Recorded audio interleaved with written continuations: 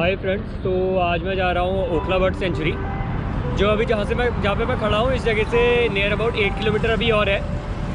तो अभी मैं निकल चुका था थोड़ा देर पहले रूम से, तो वीडियो तो बनाया नहीं था। अभी यहाँ पे थोड़ा छाया है, गर्मी बहुत है आज, मीन यार बहुत गर्म है यार यहाँ पे। तो अभी थोड़ा छाया पे खड़ा था।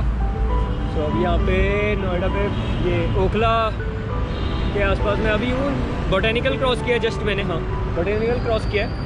सो अभी फ्लाईओवर के नीचे पे ही हूँ और देख सकते हैं आप अभी कहाँ पे है एग्जैक्ट। हम यहाँ पे ये लोकेशन है।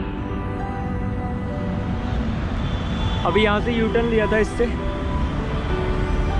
तो अब जाना है हमें यहाँ से। और ये अपनी धन्नो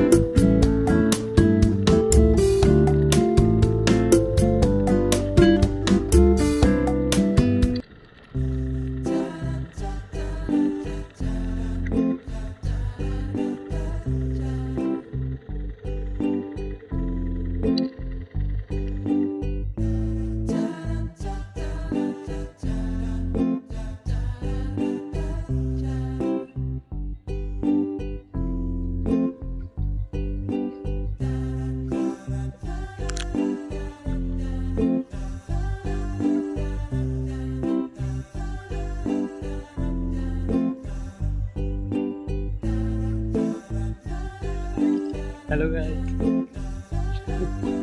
नीचे शाम को घूमने के लिए अच्छी जगह है।